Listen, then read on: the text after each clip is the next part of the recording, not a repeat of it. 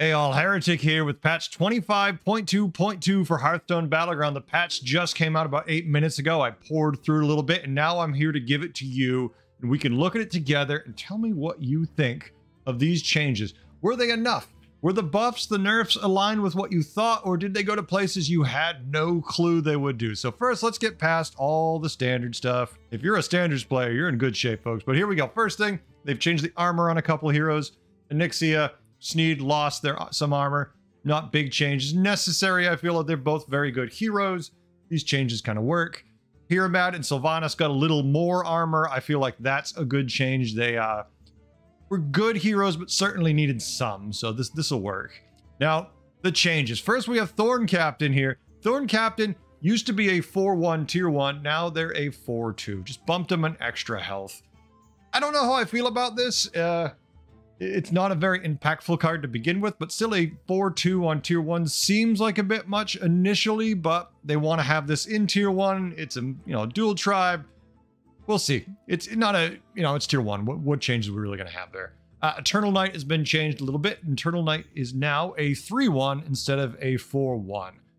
This is going to be impactful with the changes we'll get to later because it does kind of affect those, but not a huge change, but definitely in the early game, not as nearly attractive, especially if you only see one.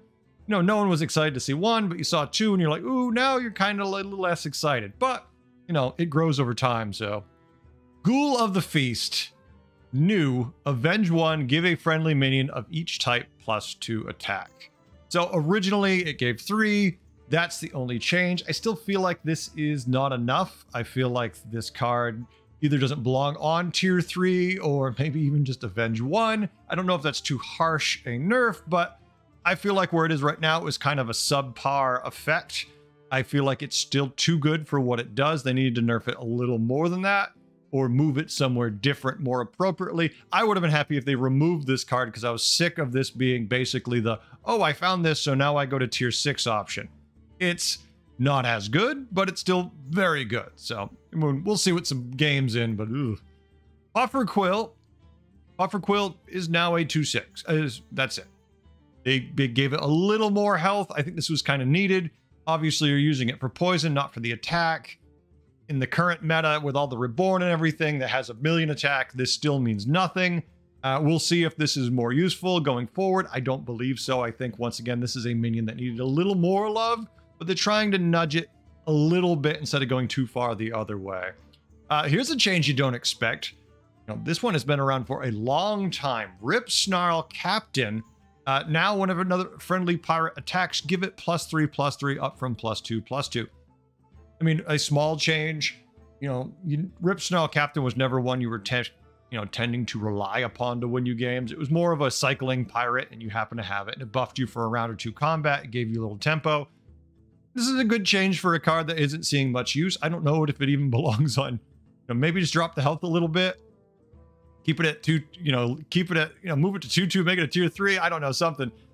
I just don't feel like I'm ever excited when I see Rip Snarl Captain. It doesn't maybe go, ooh, I'm going to win my next fight, or, oh, I can do something cool. It's like, well, it's a pirate and it has some health, so that works. Now, this is a big change. This one, folks, has got you pretty excited if you're enjoying all the new elemental play and getting to do sneaky things with elementals. Master of Realities is now a 4-4 instead of a 5-6, but he's tier 4. You really can do some fun stuff with this minion. I like this change. I'm okay with this. You need some stats on the board to deal with all the Reborn. They already have so much attack. I think even moving this to 4 isn't going to super matter. And with some of the changes to poison, too many stats are going to be punished just by poison, so this works. Anubarak. Now here we go with a decent change. Anubarak is now tier 4. And he's a 4-3 instead of a tier 5, 5-3. Now, and he's also going to give +1 attack, has a death rattle for the rest of the game wherever your undead are. This is a decent change.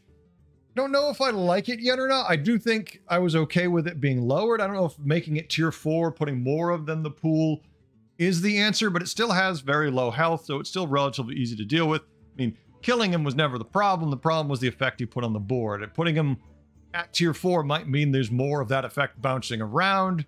We'll see. It's a good minion I like anyways. I feel like the statting is pretty good. I kind of felt like he was in line with Begurgle. It was just his with the, undead being everywhere and all having Reborn and all getting the buff even on tokens is what the problem is. Magmalock got a change here. Magmalock has been made a 3/3 instead of a 1/1 and moved to tier 5. So there'll be less in the pool. You won't see them growing as big early. They definitely can still pull some shenanigans, but they're not going to be quite as big as they were before. I'm not sure about the need for this change, considering that we still were dealing with a ton of undead, but there were some really fun, wacky boards you could get away with that would get really out of control with Magmalocks. So I could see the change to move it to 5, if anything, just to reduce the number in the pool. Soul Splitter's been changed up. Soul Splitter now is a tier 5 instead of a tier 4 with a 5/2 stat line instead of a 4/2. Did the same thing, giving another undead minion Reborn. This is a good change because there was too much undead Reborn. This means there'll be less in the pool. The stats are still fine for what they do because it's more of a utility card. This thing could almost been a 1/1 and you'd be okay with it because it's just giving the Reborn to everything, which would then buff your board later, which is really what you were going for. Vanessa Van Cleef got a change, and basically all it is instead of giving +2/+1 when she attacks, now it's +2/+2 permanently. Good change, nothing exciting. A dependable card, not a terribly exciting card, but a card that will give your board a lot of stats given time. So not a bad change at all.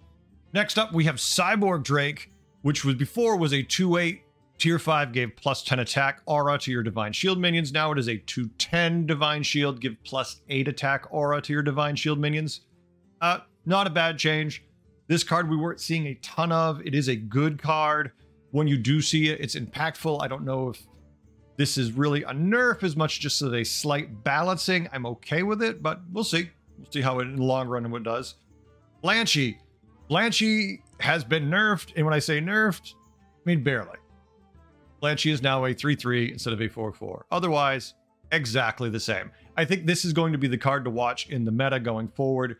I think you're going to see a lot more Blanchies. People are going to be doing a lot more sneaky things with Blanchies. Just going Team Master crazy on them or along those lines, because Blanchy has some good stats that can grow completely out of control and come back to affect the board multiple times. I like the Blanchy change in so much that it isn't really a change yet.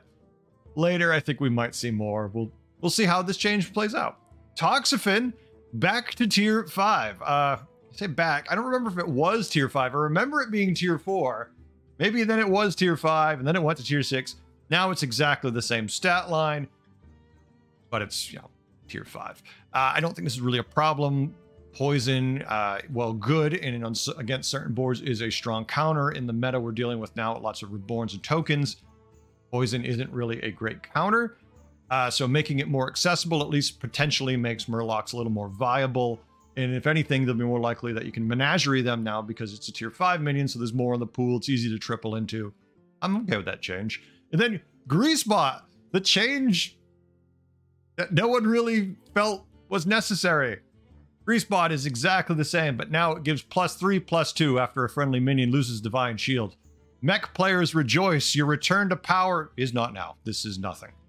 Maybe if they at least put Divine Shield on it like it used to have, this would be a powerhouse again, potentially, with at least some shenanigans, but there's still heavy snipe potential because it itself doesn't have shield. And the only way to give it shield, realistically, is with taunt and a mech board. You don't want to do that. Fell Stomper, big change here. Fell Stomper is a 3/8 instead of a 3/7, but it gives +2 attack to all the minions when something's summoned in combat. I feel like this isn't really a nerf. It's a slight balance. Fell Stomper is a good minion. I feel like it's kind of designed well, and for tier 6, I'm okay with Fell Stomper. We'll see now that, there's been some changes. We'll see where the meta lines up, but I'm okay with the Fell Stomper change. Sister Death Whisperer. Sister Death Whisperer was a 4/11 and gave +1/+3 permanently to your undead minions when a reborn minion dies. Well, now it's a 4/9. Huge difference. Not really, I'm kidding. And now it gives +1/+2 permanently. I don't feel like this is really a nerf. If you enjoy playing Sister Death Whisperer boards, this is a slight nudge to bring your health down initially, but you're usually behind a wall of taunts anyways. They often have Reborn, so she's going to have a lot more health long before they get hit. So I don't really understand this change too much, but maybe they just wanted to nudge it a little bit instead of just, nuking it from orbit. Next up, we have Eternal Summoner, the big change everyone was waiting for, because this is kind of what made Undead busted. A lot of people expected them to lose the Undead tag from this minion and just make it, kind of like Wrathweaver, where yes, it's all demon stuff it works with, but it's not a demon itself. No, they did not do that. It went from an 8/1 to a 6/1. Reborn, Death Rattle, summon 1 Eternal Knight. Before it summoned 2, but it didn't have Reborn built into it. So it is a nerf in that it doesn't summon as many knights, but it has Reborn, and you don't need to find the undead minion that gives your other undead Reborn, because it's got it built in. So kind of frees up space on your board for better things. I don't know how much this is going to affect it. I feel like this is still going to be very powerful. Given time, maybe we'll see it, it'll play out. We'll actually get some play testing and be like, oh, actually, this was a pretty big nerf.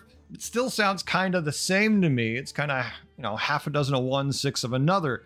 But let's get some games in. Let's see if this actually makes a big difference.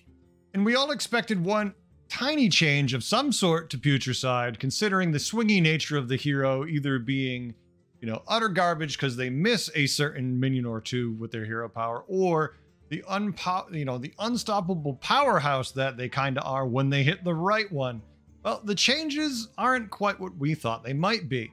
So if we go look, dev comment, if Eternal Summoner is picked as the first pick from Professor Putricide's hero power, and try to say that 3 times fast, you can no longer be offered a Reborn or Poisonous minion in the second option. Well, Poison, yeah, is a little annoying. Can be quite destructive. Doesn't need Reborn because it has Reborn built in. So this really doesn't affect Putricide at all. And I'm kind of curious to see how this change affects Putricide. Yeah, they won't summon as many knights, but they have Reborn built in. So do they need to take the minions that are going to give Reborn to their other Eternal Summoners? Or now, since this one already has Reborn built in, when it gives Reborn, it's pretty much guaranteed to hit their other Eternal Summoners, thus making them even more reliable if they can find Eternal Summoners. We're going to see. It's got to see how it plays out. I'm going to hope they tested it in some manner, as they do, and then we can see if it actually makes a difference. But it does leave me a little concerned, because Putricide was kind of a polarizing hero with, if they hit the right tier 6 minion, if Tess or Scavs manage to steal them, the lobby could quickly swing out of control with these minions. So I'd really like to see what kind of changes happen here with this. Tell me what you think. Do you think these changes are enough? Are these going to be impactful, or are these just little nudges?